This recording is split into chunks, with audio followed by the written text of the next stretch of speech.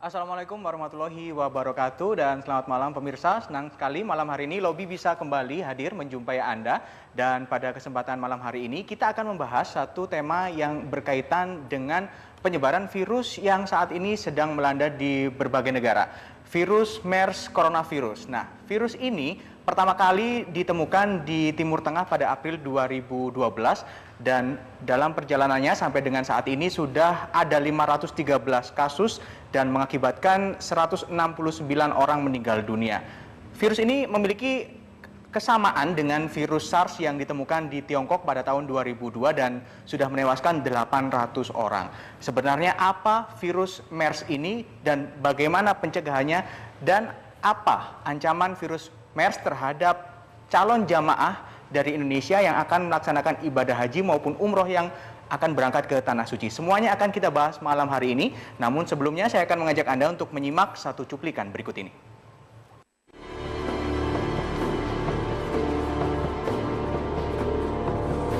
Virus Corona Middle East Respiratory Syndrome atau yang saat ini dikenal dengan virus MERS merupakan salah satu jenis virus yang menyerang organ pernafasan. Virus yang dapat mengakibatkan kematian ini merupakan jenis baru dari kelompok coronavirus. Virus ini pertama kali dilaporkan pada bulan September 2012 di Arab Saudi. MERS-CoV disebabkan oleh infeksi virus corona, salah satu jenis virus yang masih berkerabat dengan virus penyebab SARS. Karena itu gejalanya pun tak jauh berbeda dengan penyakit SARS. Indikasi utama jika terkena virus ini yakni seperti demam, bersin, dan batuk yang akhirnya berujung pada kematian akibat beberapa komplikasi serius. Belum diketahui dengan jelas asal mula virus ini menyebar. Namun, beberapa peneliti menduga bahwa penyebaran virus berasal dari salah satu jenis kelelawar yang banyak ditemukan di kawasan Timur Tengah.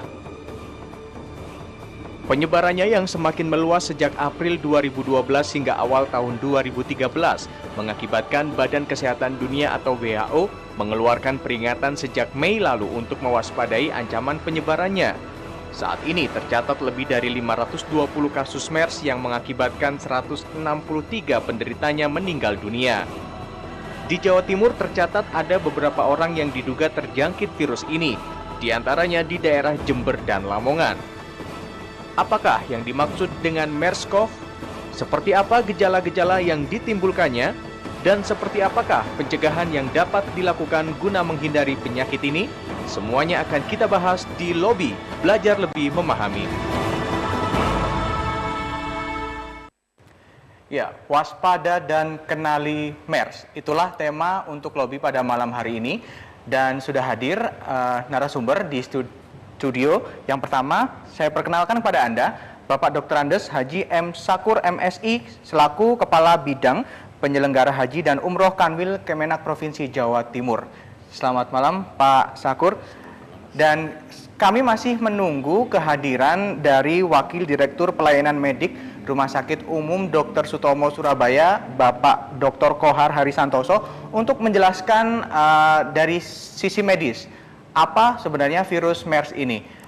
Tapi sebelumnya saya akan berbincang terlebih dahulu dengan Bapak Haji M. Sakur selaku Kabid Penyelenggara Haji dan Umroh Kanwil Kemenak Provinsi Jawa Timur.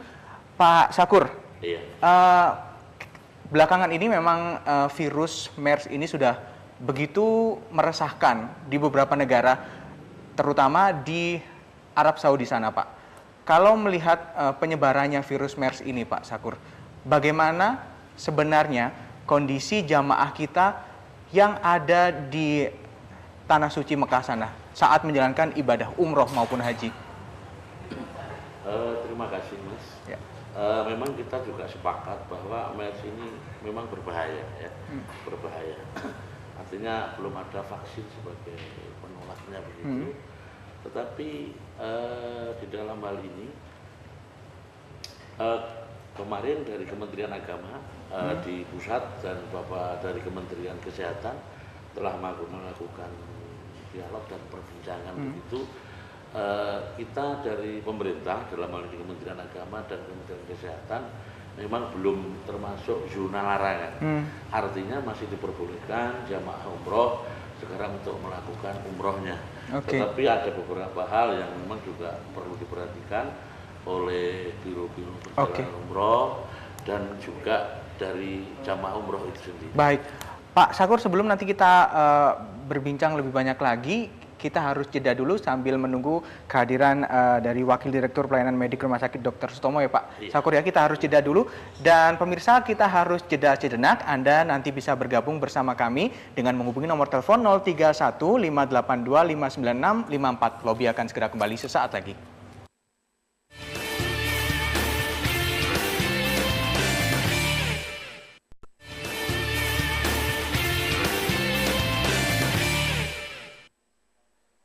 Seorang warga Lamongan kini terpaksa harus dirawat di ruang isolasi RSUD Dr. Sugiri Lamongan. Pasien wanita ini diduga terkena virus MERS. Pasien rencananya akan dirujuk ke RSUD Dr. Sutomo Surabaya. Pasien yang diduga mengidap MERS dengan inisial M ini berusia 60 tahun, warga Kecamatan Kota Lamongan. M diduga menderita MERS usai melaksanakan ibadah umroh pada tanggal 9 Mei lalu. Tanda-tanda suspek MERS ini, pasien mengalami panas tinggi dan bermasalah di pernapasan dan batuk. RSUD Dr. Sugiri Lamongan sendiri telah mempersiapkan ruangan khusus untuk pasien yang terjangkit virus MERS. Suudi Humas RSUD Dr. Sugiri Lamongan mengakui jika sudah ada pasien yang terjangkit virus MERS dan pasien akan dirujuk ke Rumah Sakit Dr. Sutomo Surabaya karena sudah positif terjangkit virus ini.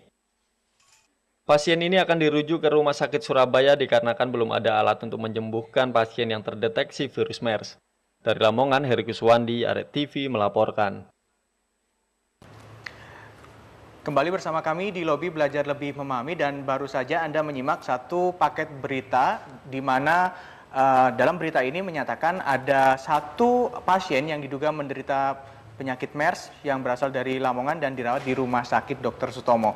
Dan sudah hadir di studio Bapak Dr. Kohar Hari Santoso, dokter spesialis anestesi, konsultan intensif care, selaku Wakil Direktur Pelayanan Medik Rumah Sakit Umum Dr. Sutomo Surabaya. Pak Kohar, tadi di awal kita sudah sedikit memberikan paket berita dan juga paket informasi kepada pemirsa di rumah seputar penyakit MERS. Sebenarnya kalau bisa dijelaskan secara sederhana, apa sebenarnya penyakit MERS ini, virus ini? Jadi penyakit ini pertama kali diketahui di Saudi Arabia. Ada seorang yang mengalami influenza, kemudian menjadi makin berat influenzanya dengan panas tinggi dan infeksi di paru-parunya. Semula tidak tahu apa sebabnya, kemudian dievaluasi ternyata sebabnya adalah virus. Dan virus yang ditemukan agak lain daripada yang biasanya ditemukan, oleh karena disebut sebagai novel, tipe dari coronavirus.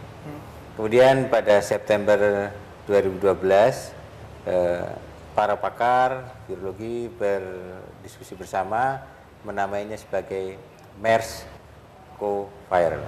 Artinya Middle East Respiratory Syndrome Coronavirus. Oke, itu pertama kali ditemukan memang di Timur Tengah ya Pak ya. Kemudian untuk penyebarannya, apakah memang benar ini virus yang asalnya dari binatang unta atau kelelawar, karena beritanya masih belum jelas ini Pak? Sumber asalnya memang belum ada data yang pasti, apakah dari onta atau kelelawar atau juga ada yang menyebutnya dari babun, kera besar itu. Ya. Tetapi memang ada beberapa data yang menyebutkan bahwa di unta ditemukan adanya antibodi terhadap MERS-CoV ini. Namun demikian juga di onta juga ditemukan antibodi untuk virus-virus yang lain.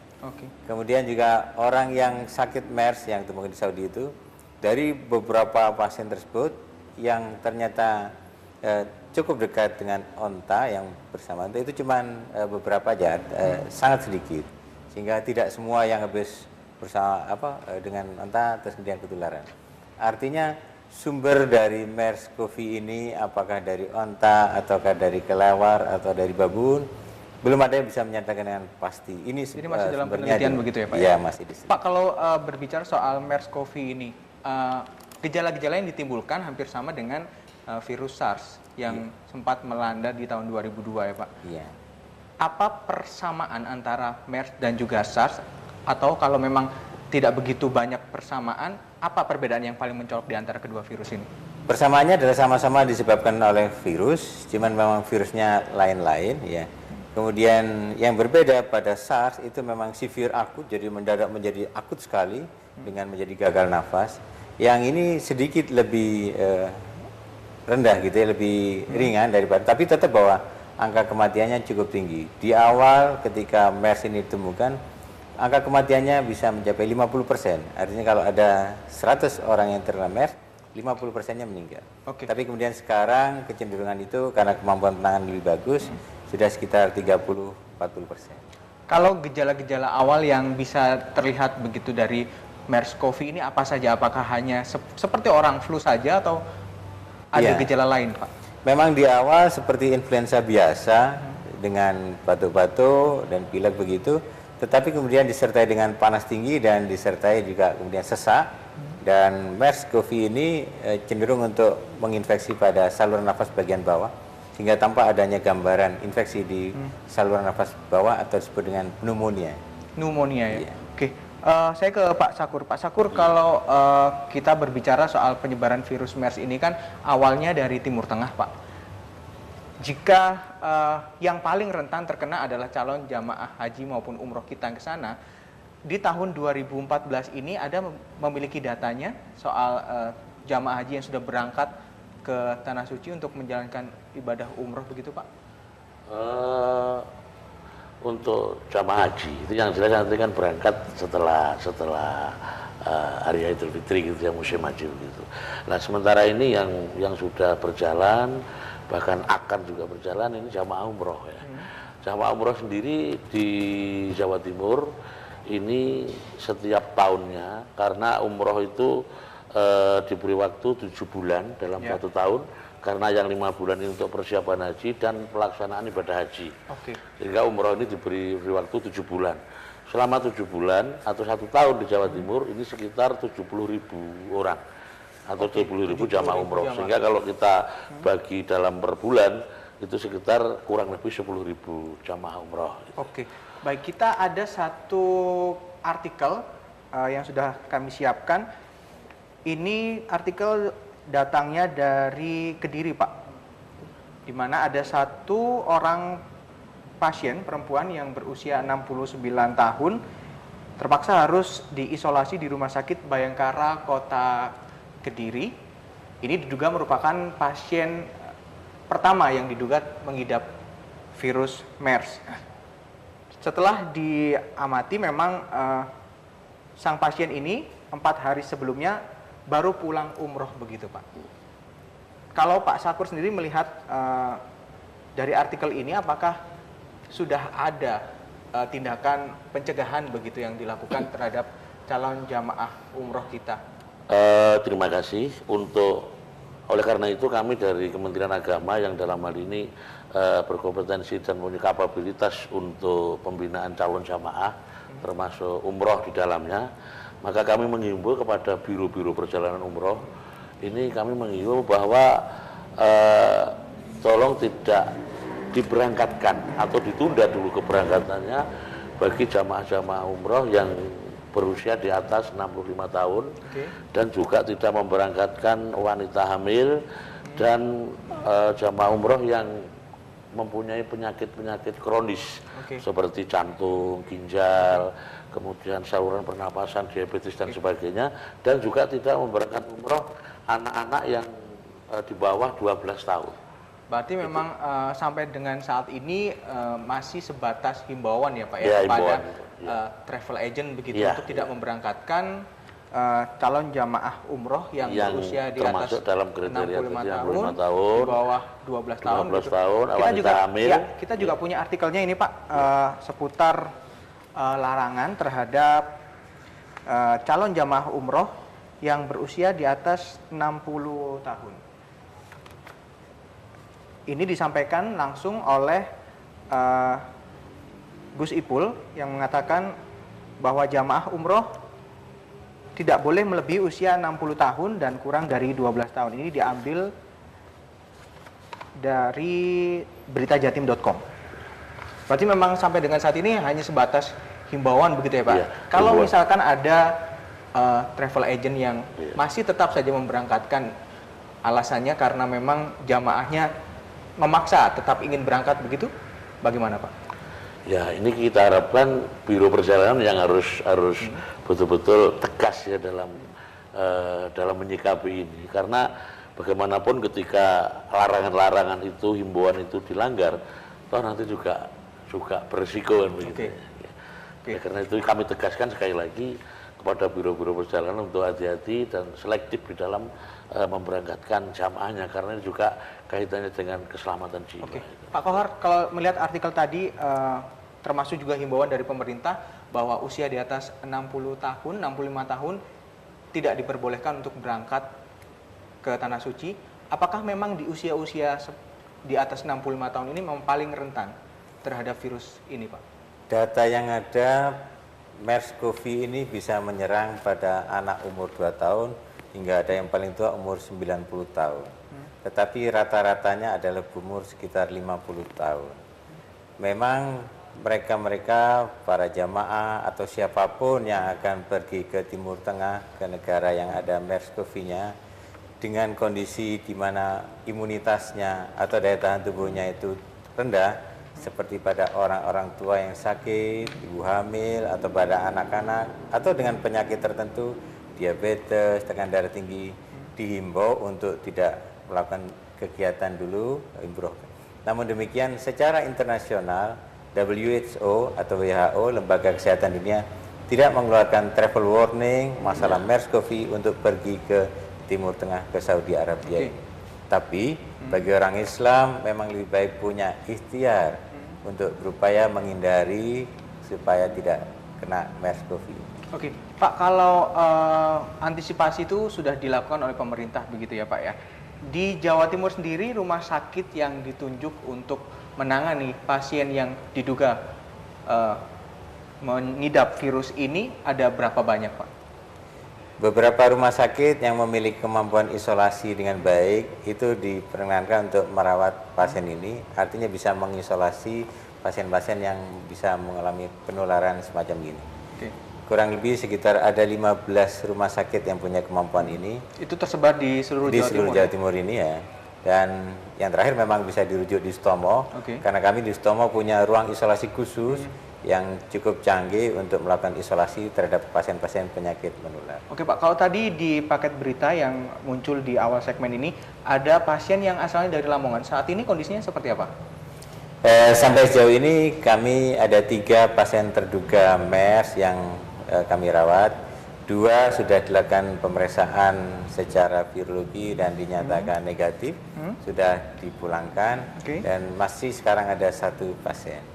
Itu ke semuanya dari Jawa Timur atau ada dari Jawa Timur? 1 dari Surabaya, 1 dari Lamongan, 1 dari Gresik. Kalau perkembangan pasien yang dari Lamongan, apakah sudah menunjukkan kondisi Alhamdulillah yang membaik kondisinya atau bisa pulang dari Rumah Sakit Sutomo dengan kondisi yang baik. Berarti 2 orang pasien sudah dinyatakan negatif MERS-CoV ya Pak ya? Saat ini tinggal 1 pasien yang lagi dirawat.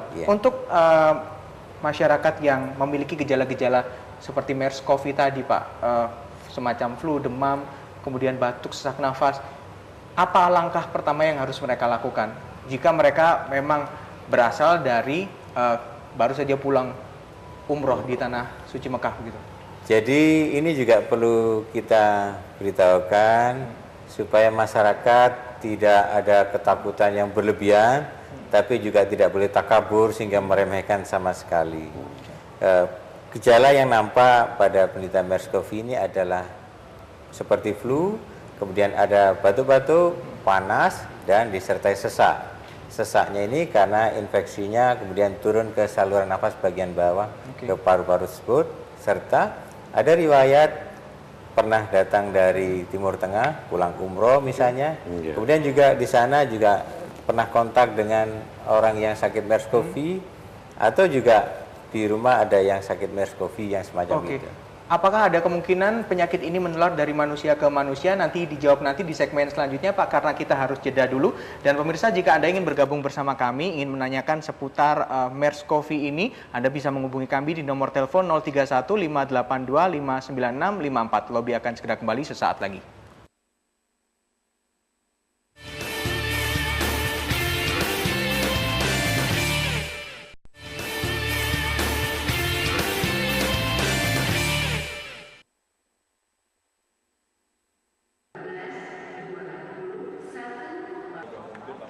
Penerbangan internasional di Terminal 2 Bandara Juanda kini sudah dilengkapi body thermal scanner.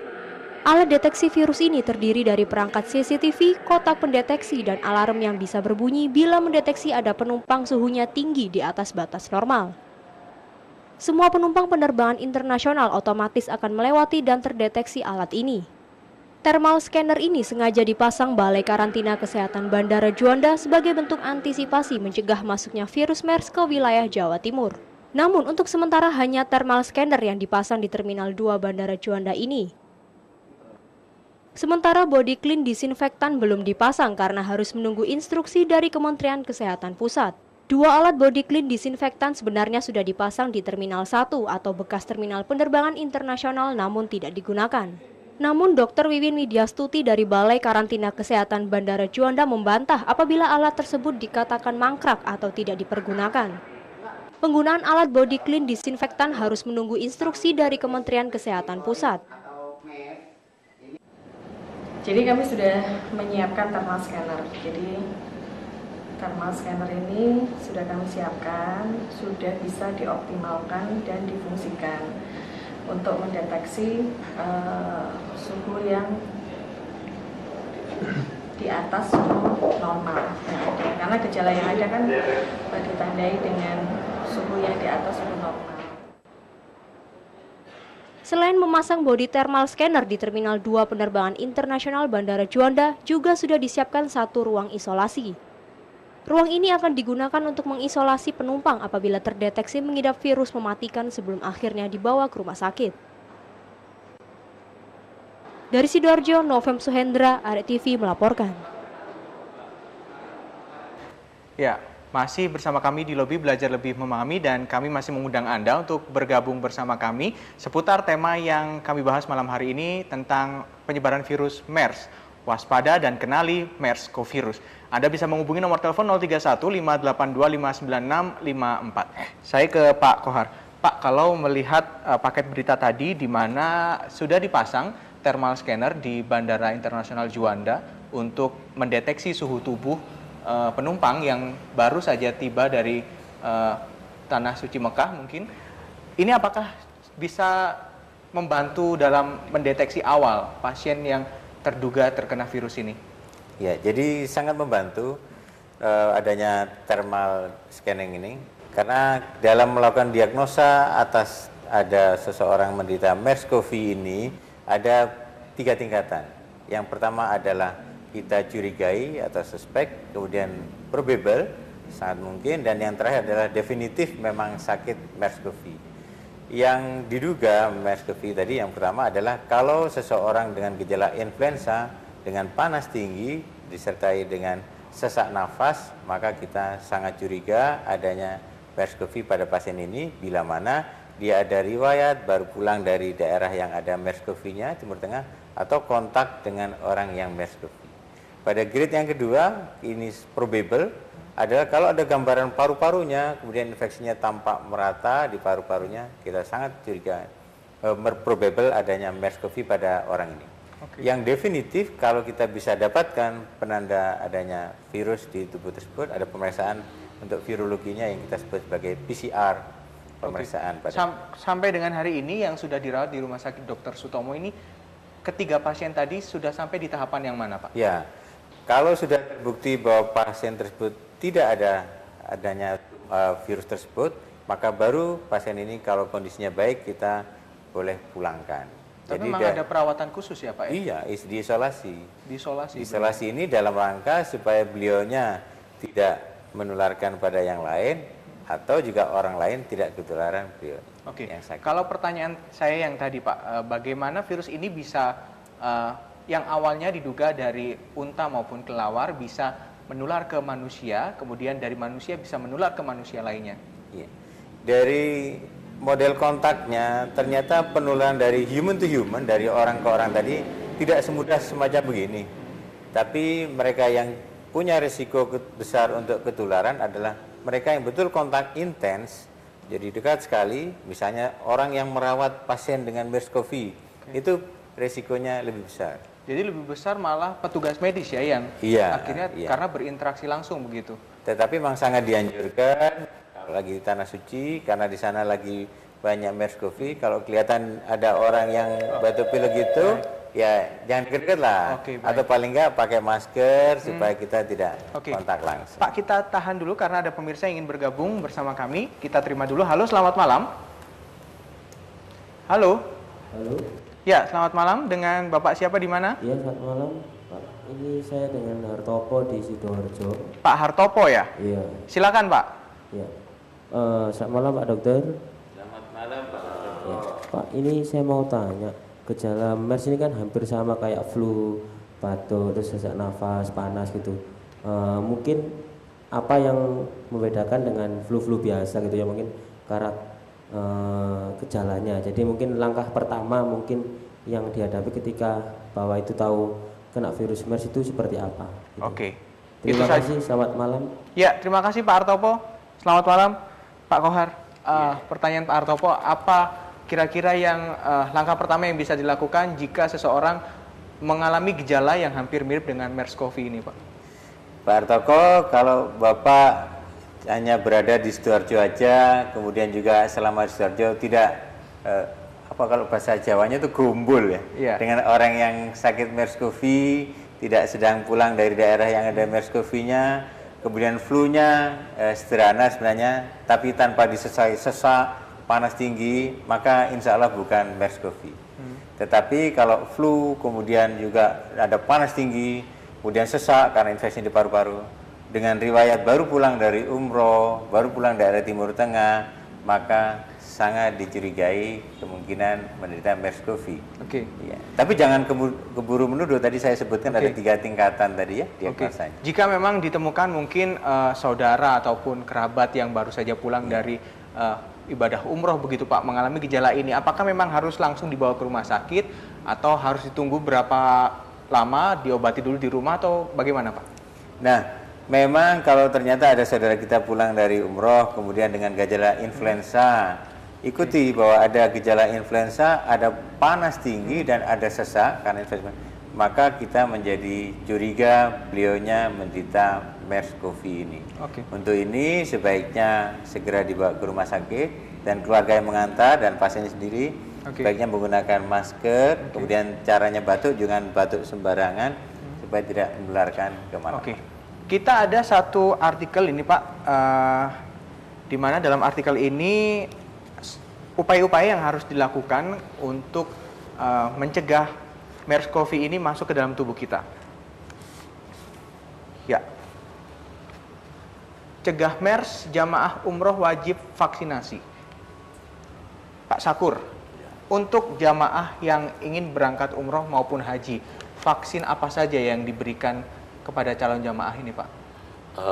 Sementara ini sudah kita lakukan, utamanya kepada calon jamaah haji, Ya. itu vaksinasi meningitis itu jelas Meningitis, wajib, baik. memang harus kita berikan kepada calon jamaah haji. Ya. Dan untuk jamaah umroh ini memang kami sudah mengimbau kepada biro-biro perjalanan umroh atau travel perjalanan umroh ini untuk betul-betul memberikan satu upaya jangan sampai jamaah nanti kena virus yang sekarang memang Upayanya berupa apa Pak? Ya, upayanya segera yang pertama ya untuk para jamaah umroh ini juga diberikan satu vaksinasi, ya mungkin juga meningitis dan sebagainya, yang juga diharapkan dari para jamaah itu untuk memberikan satu menjaga perilaku hidup sehat. Oke, ya. baik. Hidup sehat, kemudian istirahat cukup, tidak merokok dan rajin mencuci tangan. Ya. Oke. Dan itu semua memang harus diberikan. Yang penting kepada menjaga diri supaya menjaga kebersihan begitu Iya, ya Pak ya. benar-benar. Kita juga ada artikel berikutnya. Kalau tadi Pak Sakur mengatakan ada vaksin yang memang sudah diberikan kepada calon jamaah haji maupun umroh. Ini ada satu artikel di mana pemberian vaksin influenza tidak bisa bantu mencegah penularan. Pak Iya. Kohar, apakah selama ini untuk mengantisipasi calon jamaah umroh kita ataupun nanti haji diberikan vaksin influenza, dan apakah itu memang bisa memberikan dampak proteksi terhadap tubuh terhadap virus ini atau sama sekali tidak memberikan proteksi begitu? Jadi vaksin ini hanya spesifik untuk virus yang dimaksud. Sampai sejauh ini untuk MERS-CoV ini belum ditemukan atau paling tidak belum ada yang memasarkan vaksin untuk MERS-CoV. Karena penyebab dari virusnya ini beda dengan influenza yang pada umumnya di masyarakat ini, maka imunisasi atau vaksinasi untuk influenza ini tidak bisa ditujukan untuk pencegahan dari MERS-CoV. Tapi selama ini Pak Sakur, untuk jamaah umroh yang ingin berangkat, apakah juga diberikan vaksin influenza juga atau bagaimana Pak? Ya seperti apa yang disampaikan Pak Dokter tadi, memang untuk virus MERS ini memang kan belum ada vaksinnya, ya. Belum ada vaksin, sehingga kita yang terpenting bagi jamaah supaya bisa diantisipasi virus itu dengan pola-pola hidup sehat. Kalau dalam satu rombongan umroh itu apakah disertai juga tenaga medis? Setiap rombongan apakah ada tenaga medis yang menjaga begitu Pak? Nanti dijawab di segmen selanjutnya karena kita harus jeda dulu. Anda bisa bergabung bersama kami dengan menghubungi nomor telepon 031 582 596 54. Lobby akan segera kembali sesaat lagi.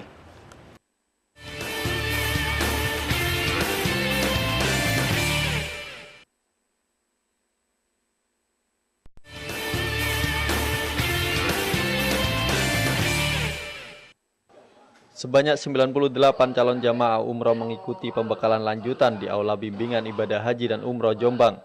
Namun pertemuan kali ini merupakan pembekalan terakhir sebab pada tanggal 23 Mei mendatang, jamaah ini sudah akan terbang ke Arab Saudi. Umumnya calon jamaah umroh memahami terjadinya serangan virus MERS. Namun niat jamaah sudah tak terbendung sebab sudah lama direncanakan. Selain itu, masa tunggu antrian pergi haji terlalu lama hingga 15 tahun. Sehingga jamaah pasrah terhadap apapun yang akan terjadi. Ya, ingin ibadah umroh. Tangga takut terserang MERS? Tidak, itu hidup mati urusan Allah.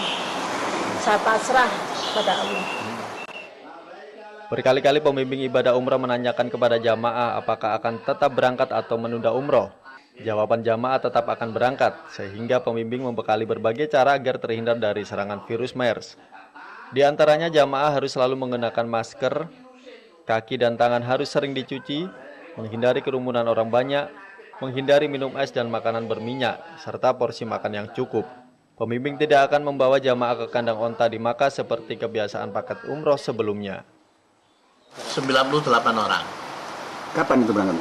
Tanggal 23 malam, jam 11 malam berangkat. Kalau misalnya sebelum tanggal itu pemerintah melarang umrah, apa yang akan kita dilakukan? Musyawarah. Orang Islam itu dasarnya kan musyawarah. Wasamihum bil amri. Keputusan musyawarah adalah keputusan yang terbaik. Dari Jombang, Umar Sanusi melaporkan. Anda kembali menyaksikan Lobby Belajar Lebih Memahami dan kami masih mengundang Anda untuk bergabung bersama kami dengan menghubungi nomor telepon 031 582 596 54. Pak Sakur, kalau melihat paket berita tadi dari Jombang ada 90 orang dalam rombongan yang ingin berangkat umroh, tetap memaksakan ingin berangkat meskipun di sana isu virus MERS-CoV ini juga masih merebak begitu Pak? Iya. Kalau dari Kementerian Agama melihat keinginan masyarakat yang begitu besar untuk tetap melaksanakan ibadah umroh, apakah hanya sampai dengan saat ini hanya upaya pencegahannya berupa himbauan untuk menjaga kesehatan, kemudian menghindari kontak langsung dengan binatang-binatang yang diduga sebagai pembawa virus ini? Apakah hanya sampai di situ saja, Pak? Saya kira sementara memang begitu. Dari WHO sendiri juga belum ada zona larangan, ya, belum larangan. Artinya masih hati-hati gitu ya, hati-hati dan diimbau untuk waspada. Oleh karena itu untuk khususnya virus MERS ini memang zonanya masih zona peringatan, artinya antisipatif, dan memang juga harus diwujudkan jamaah ini yang pertama tentang kesehatan juga harus dijaga, kemudian jadi perilaku hidup sehat, kemudian istirahat cukup, tidak untuk ibadah terus, tidak intinya begitu, harus diatur, kemudian rajin mencuci tangan, kemudian rajin menggunakan masker, kemudian tidak mengunjungi peternakan dan sebagainya. Ini memang satu hal yang sangat kita harapkan. Kalau emang niatan ibadah, kadang-kadang memang ya sepertilah orang-orang saudara-saudara kita ya, kalau kita ibadah, niat ibadah kepada tanah suci, kalau kita cuma dihalang-halangi seperti ini, mungkin mereka biasanya juga itu, lu saya mati pun udah apa-apa gitu ya. Itu sebetulnya ya, ibadah di tanah suci mungkin ya Pak benar, ya. Pak Kohar, kalau tadi kita harus menerima penelpon dulu. Halo, selamat malam. Halo, selamat malam. Malam. Iya, dengan siapa? Di mana? Dengan Nia di Pasuruan. Nia di Pasuruan ya? Iya. Silahkan Ibu Nia. Ya, ini mau saya tanyakan pada Pak Syakur. Indonesia kan termasuk negara tertinggi jamaahnya yang datang ke Arab ya Pak? Iya. Terus apakah sudah ada langkah yang konkret dari pemerintahan Arab Saudi sendiri terhadap penanggulangannya? Mungkin jaminan kesehatan apa yang diberikan pihak pemerintahan Arab Saudi untuk perlindungan jamaah Indonesia sendiri Pak? Oke, baik. Terima kasih. Terima kasih Ibu Nia. Pak, apakah sudah ada komunikasi yang intensif begitu dengan pemerintahan Arab Saudi terkait menjaga jamaah kita yang beribadah di sana agar datang dengan kondisi sehat, pulang pun dengan kondisi yang sehat begitu? Terima kasih Mbak Nia. Kami dari pemerintah Indonesia sudah barang tentu selalu komunikasi dengan pemerintah Arab Saudi, tetapi sekali lagi bahwa virus ini memang belum ada apa ya, vaksinnya ya, vaksin yang bisa menolak begitu, artinya begitu, sehingga kami antara Indonesia dan Arab Saudi sebetulnya sudah upaya-upaya sudah dilakukan ya. Sudah bisa dilakukan. Kalau dari pemerintah Arab Saudi apa saja yang disampaikan untuk mewaspadai agar jamaah kita tidak tertular virus ini, Pak? Ya, tetap tadi untuk menjaga dibiasakan perilaku hidup sehat, hidup bersih, kemudian istirahat cukup, kemudian di sana juga menyediakan ruang-ruang yang memang untuk perawatan ketika ada yang Pak, pertanyaan saya sebelumnya tadi ada apakah di setiap rombongan umroh begitu memang harus selalu ada tim medis? Apakah selama ini memang ada ataukah ada banyak yang tidak menyediakan tim medis dalam satu rombongan umroh maupun haji?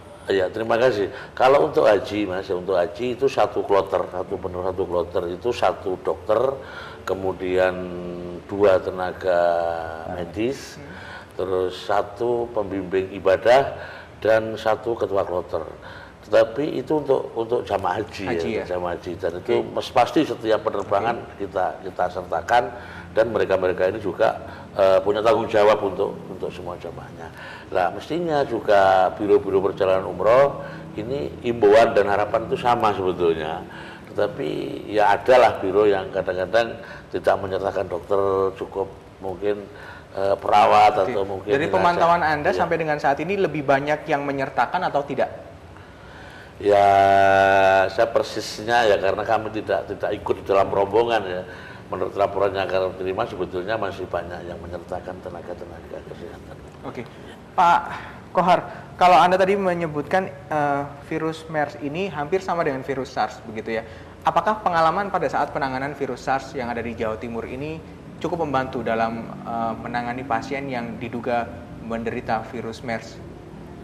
Jadi ada beberapa kejadian atau apa ya, boleh jelaskan kejadian luar biasa atau terkait dengan virus-virus respirasi ini, mulai dari ada SARS, ada H5N1, H1N1, flu burung, segala macam itu. Ya. Oleh karenanya kemudian pemerintah Republik Indonesia, Kementerian Kesehatan mengupayakan ada center-center yang bisa menangani dengan baik, termasuk kami di Rumah Sakit Dr. Sutomo menjabat bantuan untuk memiliki ruang isolasi yang khusus, cukup bagus, yang bisa dipakai untuk mengisolasi. Dan pengalaman yang kemarin, kita sudah punya protapnya, prosedur tetap untuk penanganannya. Bahkan ini nanti kan akan ada musim haji, di mana mereka yang datang ke Saudi Arabia dengan rombongan yang besar bersama-sama. Dan kalau ternyata di sana MERS-nya masih ada, ini juga kita mesti antisipasi. Nanti kalau pulang-pulang kemudian ada yang ada gejala seperti MERS gini, maka akan terjadi gelombang besar yang akan datang. Oleh karenanya dengan kejadian yang kemarin, satu demi satu merupakan suatu ya tanda petik latihan gitu buat kami menangani kasus MERS-CoV. Jadi ada dampak positifnya dari pengalaman penanganan SARS terhadap penanganan MERS ini? Iya, hikmahnya memang kita jadi lebih terbiasa gitu ya, atau punya pemahaman yang cukup bagaimana menghandle pasien-pasien dengan influenza saluran nafas yang cukup parah seperti ini. Ya, kita ada satu artikel Pak ini,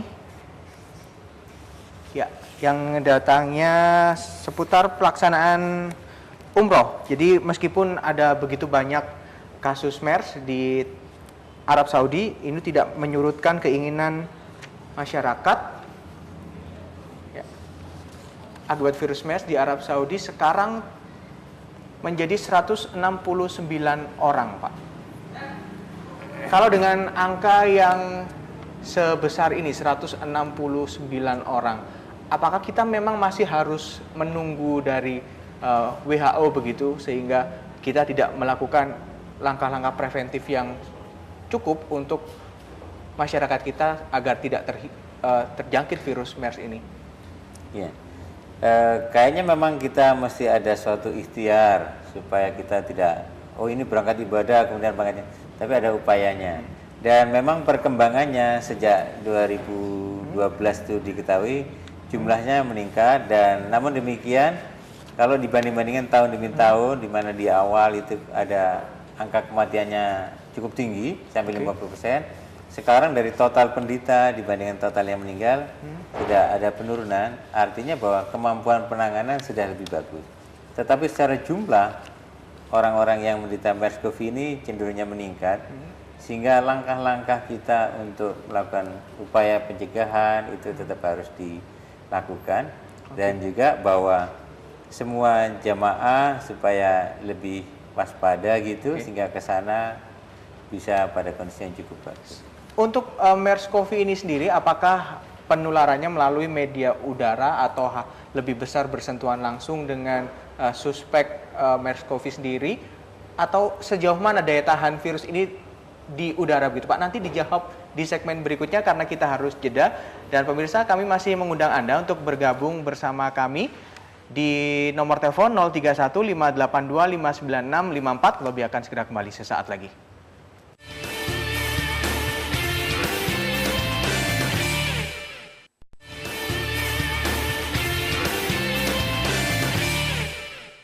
Ya, kembali bersama kami di Lobi Belajar Lebih Memahami, dan kami masih membahas seputar MERS-CoV.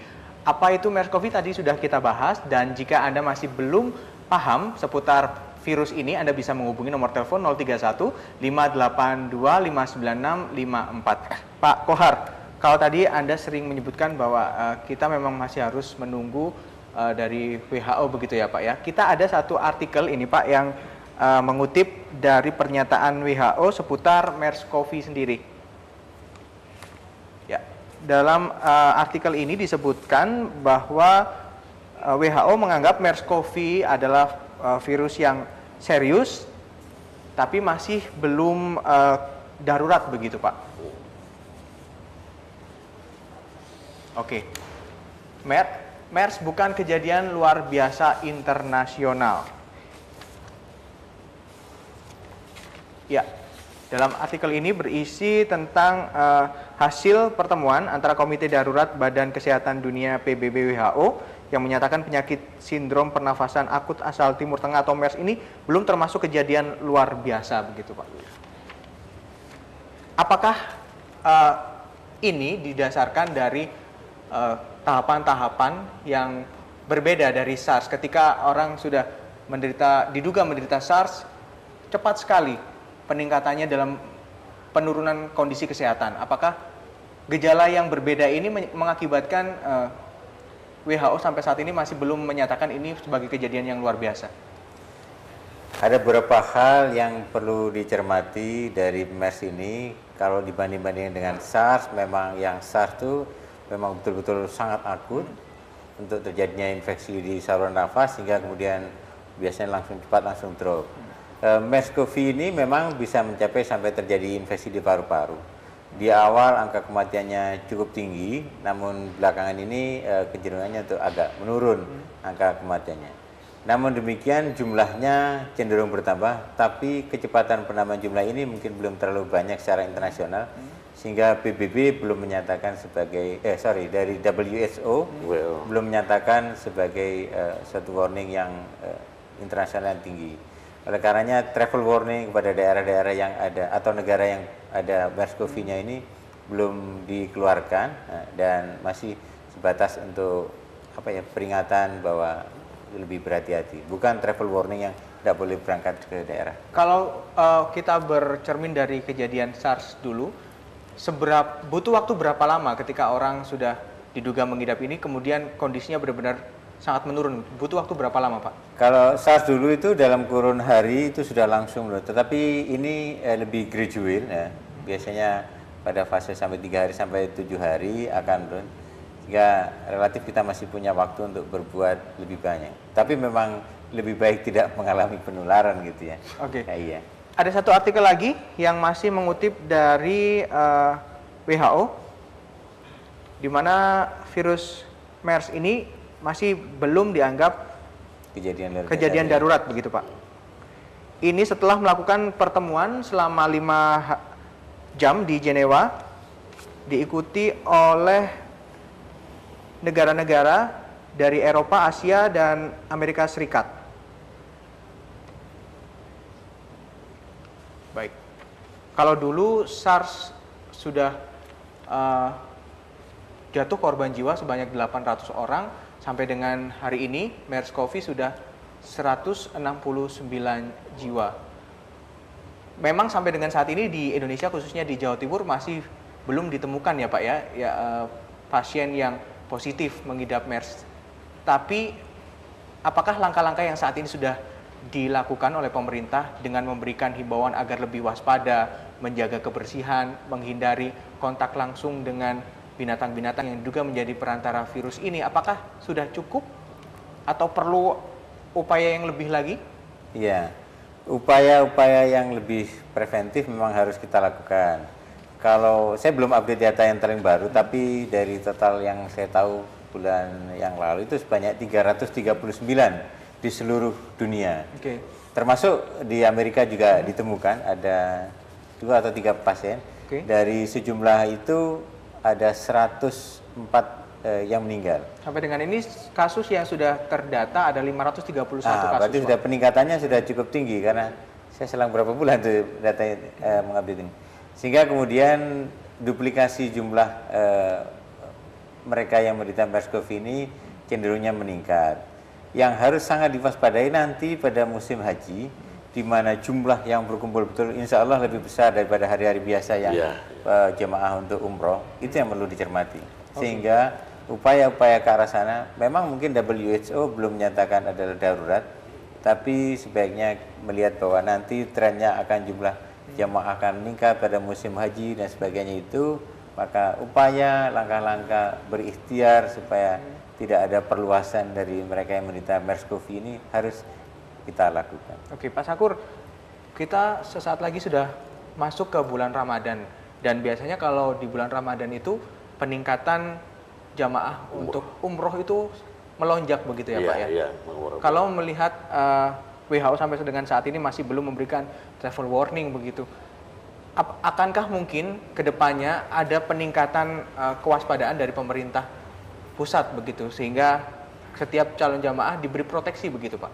Ya, terkait dengan masalah pelaksanaan ibadah umroh, ya terus terang saja kita tidak serta-merta kemudian memberikan larangan, tetapi ya bagaimanapun dengan situasi yang akhir-akhir ini, ya saya pikir tetap aja kita akan memberikan warning dan peringatan kepada satu biro perjalanan, yang kedua para jamaah umroh itu sendiri, untuk menghindari hal-hal yang sekiranya memang ada kecenderungan untuk menularnya virus-virus itu. Dari data-data di tahun-tahun sebelumnya untuk di bulan Ramadan ini biasanya ada peningkatan berapa kali lipat Pak dari bulan biasa? Kalau kita melihat data yang ada seperti tahun kemarin, memang bulan-bulan Ramadan itu luar biasa, bahkan ada meningkat 2 kali lipat dari bulan-bulan sebelumnya atau bulan-bulan di luar Ramadan begitu. Oke, Pak Kohar, kalau melihat penyebaran virus ini yang dari Bapak tadi awal masih 300, kemudian data terakhir 531, Bagaimana Anda melihat virus ini mengancam Jawa Timur?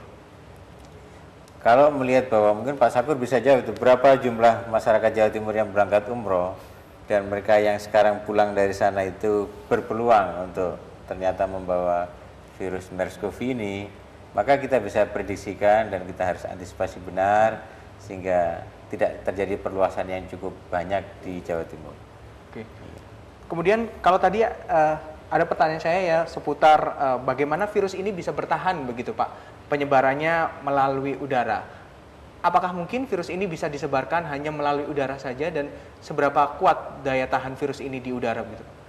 Virus ini disebutkan bahwa bisa menular memang lewat udara yang terutama, tetapi juga dari cairan tubuh seseorang itu juga bisa menular pada orang yang lain. Dan memang kalau sudah berada di udara luar, sebenarnya dalam kurun setengah jam sampai dengan 1 jam virus ini sudah tidak memberikan virulensi yang tinggi lagi. Oke, kalau dari sekian banyak kasus begitu yang paling banyak ini tertular dari interaksi yang mana Pak? Mereka yang intens bersama dengan orang yang menderita MERS-CoV itu yang paling banyak, sehingga dikatakan pada tenaga kesehatan yang merawat yang kurang menggunakan alat pelindung diri, kemudian yang keluarga yang ada yang sakit begitu, itu mesti diantisipasi. Dan saya dengar juga mungkin ada yang baru pulang dari umroh di Tanah Suci sekarang wisata untuk ke daerah peternakan unta dan sebagainya sudah mulai ada pembatasan-pembatasan. Kalau dengan kondisi suhu udara sendiri, apakah di suhu udara tertentu virus ini akan tidak bisa bertahan, mengingat di Timur Tengah sana cuaca cukup ekstrim begitu ya Pak? Apakah ini bisa dikatakan virus ini begitu kuat begitu sehingga di suhu udara yang cukup panas dia masih bisa? Jadi benar, ada faktor kelembapan dan temperatur udara yang berpengaruh pada daya tahan dari virus itu untuk berada di udara luar. Oke, Pak Sakur, apa pesan Anda untuk pemirsa di rumah yang saat ini mungkin sudah mempersiapkan diri untuk berangkat umroh di bulan Ramadan maupun nanti pada saat pelaksanaan haji? Kami berpusat dan berdoa mudah-mudahan di musim haji nanti virus MERS sudah tidak ada, sudah tidak ada, sehingga jamaah haji baik dari Indonesia dan seluruh dunia nanti akan aman, tidak tertular virus MERS tadi.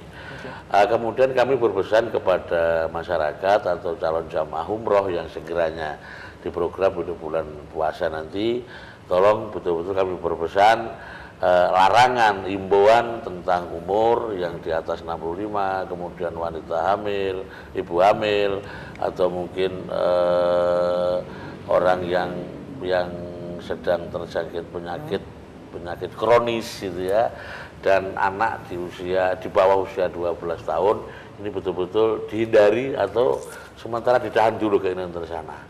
Kayak gitu.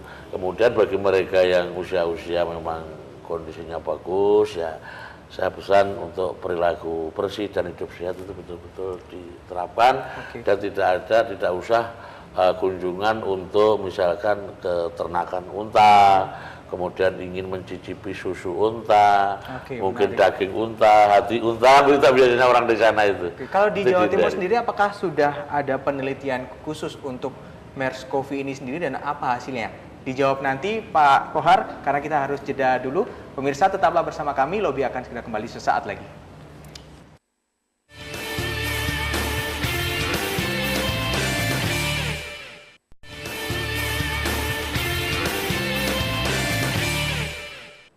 Ya, terima kasih Anda masih bersama kami di Lobby Belajar Lebih Memahami, dan kami masih membahas waspada dan kenali MERS-CoV.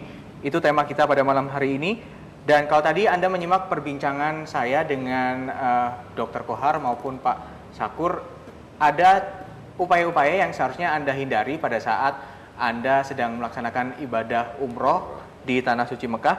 Salah satunya adalah dengan menghindari mengkonsumsi susu, terutama susu dari unta begitu. Saya ada artikelnya ini Pak, yang masih ada kaitannya dengan susu, di mana dalam artikel ini ada larangan untuk mengkonsumsi susu mentah. Nah, untuk mencegah virus MERS-CoV, jangan minum susu mentah, terutama susu unta begitu ya Pak ya? Mungkin lah ya. Iya.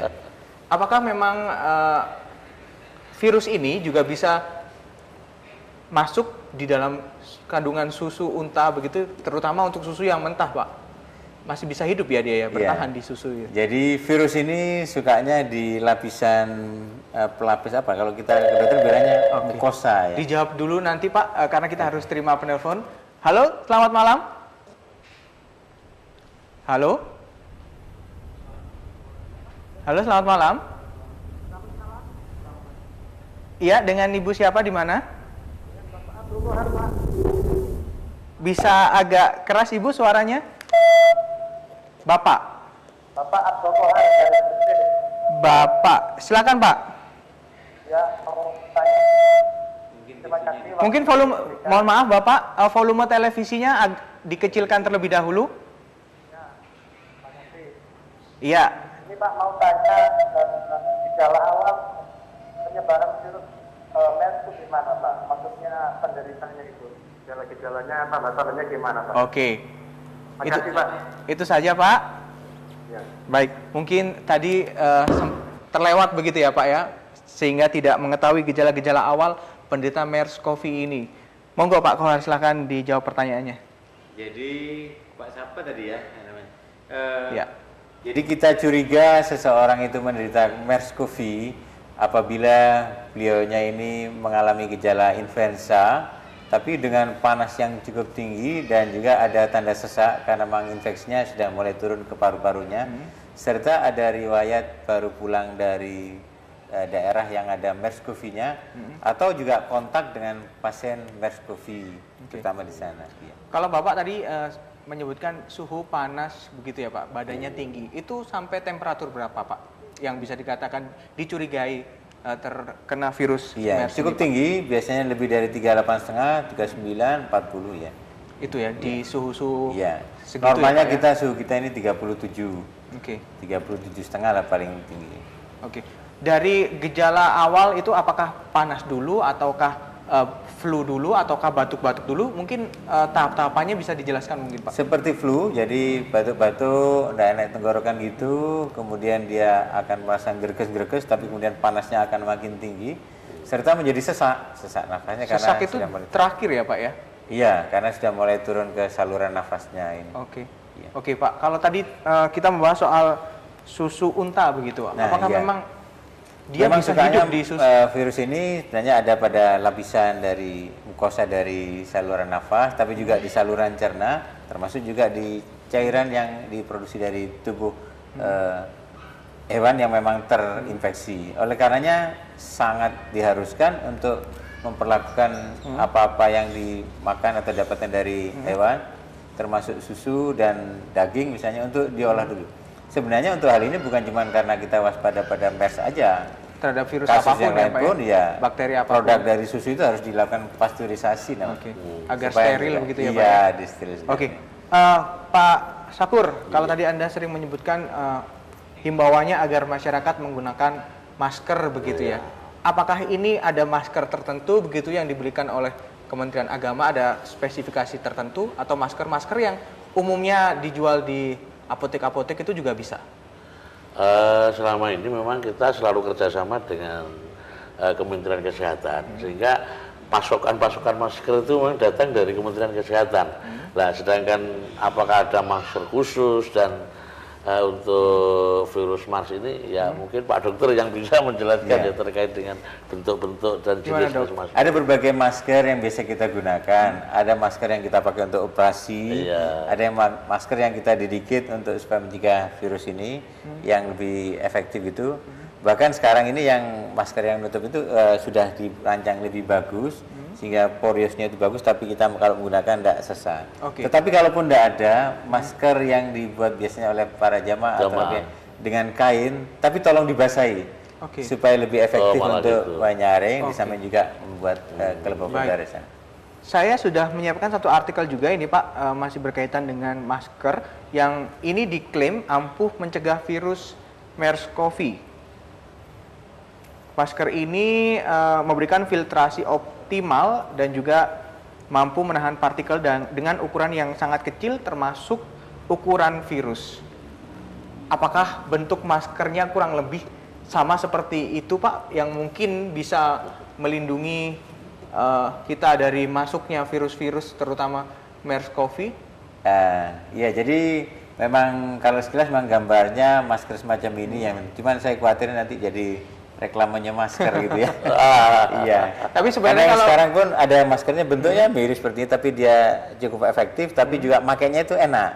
Nggak terlalu, kalau betul-betul efektif ketutup, tapi makainya nggak enak juga susah. Kita nafasnya juga terganggu gitu. Jadi kalau misalkan tidak memiliki masker yang hampir sama seperti yang tadi, mungkin masker-masker biasa, tapi dalam kondisi basah begitu ya Pak ya? Kalau bisa memang kita masker standar seperti ini yang kita gunakan memang biasa di unit pelayanan kita. Tapi kalaupun kepepet nggak bawa masker apa, ya sudah, dari masker yang biasanya dibuat dari kain tapi yang cukup rapat Pak, dengan dibasahi. Kalau pemakaian masker sendiri itu apakah dalam satu hari kita harus mengganti berapa kali atau bagaimana Pak? Kalau kita bisa rasakan kok masker ini sudah penuh dengan uap udara nafas kita, itu kita gantikan ya. Kemudian seringkali kalau kita masker berlama-lama juga tidak enak di tubuh kita. Kalau kelihatannya aman, situasi aman, ya sudah lah maskernya dilepas. Kita masuk di closing statement ini Pak, dari Pak Kohar, bagaimana sebaiknya masyarakat menyikapi merebaknya MERS-CoV ini, mungkin bisa diberikan ke masyarakat agar lebih tenang begitu, apa yang bisa diberikan ini Pak? Iya. Sebagian besarnya tadi sudah disampaikan oleh Pak Sakur, bahwa termasuk dengan menjaga kondisi tubuh, kemudian maskernya, menghindari kerumunan yang banyak orang influenza, dan juga makanan yang kita perlu perhatikan. Seringkali kemudian selera makan di sana menjadi menurun karena mungkin makanannya spicy, rasanya tidak sama dengan pecel yang terbiasa makanan di sini yang kaya akan bumbu-bumbu begitu ya Pak. Kemudian juga menjaga kondisi, karena seringkali sudah semangat mau beribadah, umroh bolak-balik gitu tanpa memperhatikan kondisi tubuh, juga ya. Cermati, banyak kegiatan misalnya. Ya, hindari kalau memang ada kerumunan orang-orang yang kelihatannya menderita flu, itu perlu dilakukan. Dan juga jangan lupa kalau duduk di antara tahajud, dua sujud, wa'afini wa'fu'anni. Apakah perlu diperbanyak vitamin C mungkin Pak selama di sana? Ya, saya khawatir nanti kalau kemudian vitamin C terus makan jeruk terus, yang terjadi bukan MERS-CoV tapi kemudian ada mahnya kumat. Closing statement dari Pak Sakur? Dari kami berharap ya untuk para jamaah haji yang pertama tidak usah terlalu ketakutan dengan itu. Tetapi kami juga berpesan tolong betul-betul dijaga kondisi badan, perilaku hidup sehat tadi, kemudian istirahat yang cukup, jangan waktu dihabiskan untuk kunjungan dan sebagainya. Baik, terima kasih atas waktunya bersama kami Pak Kohar, Pak Sakur. Semoga informasi yang sudah kita berikan kepada masyarakat malam hari ini begitu bermanfaat begitu ya. Selamat malam. Amin. Ya pemirsa, Anda tetaplah bersama kami karena nanti saya akan memberikan satu informasi untuk Anda. Tetap bersama kami di Lobi Belajar Lebih Memahami.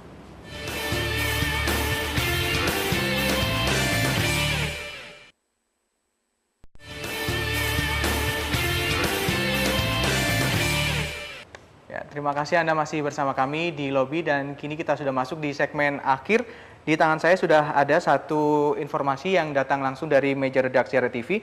Ini masih ada kaitannya dengan rencana penutupan Doli, di mana Camat Sawahan Mukhlis Haryadi berjanji akan memperjuangkan nasib warga Kelurahan Putat Jaya, terutama warga Gang Doli dan Jarak. Pihaknya akan mengirimkan surat secara resmi kepada pemerintah kota Surabaya untuk meminta pertimbangan terkait rencana penutupan dua lokasi tadi.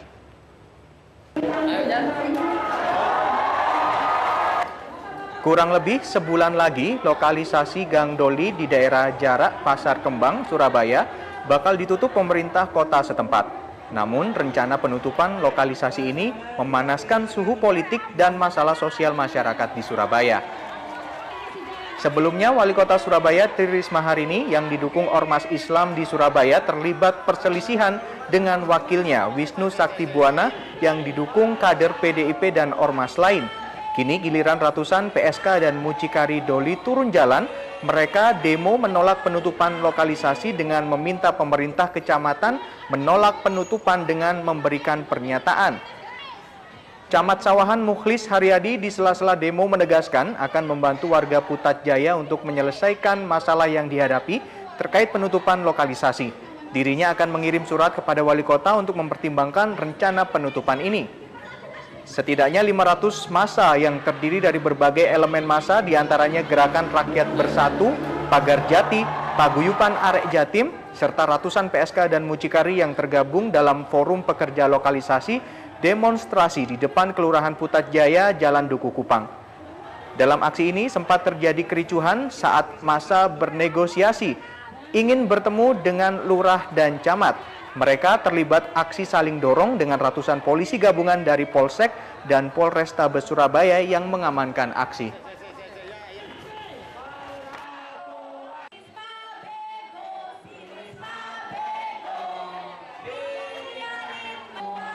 Ya, Anda bisa menyimak informasi tadi di program Berita Malam yang akan hadir pada pukul 21 waktu Indonesia Barat.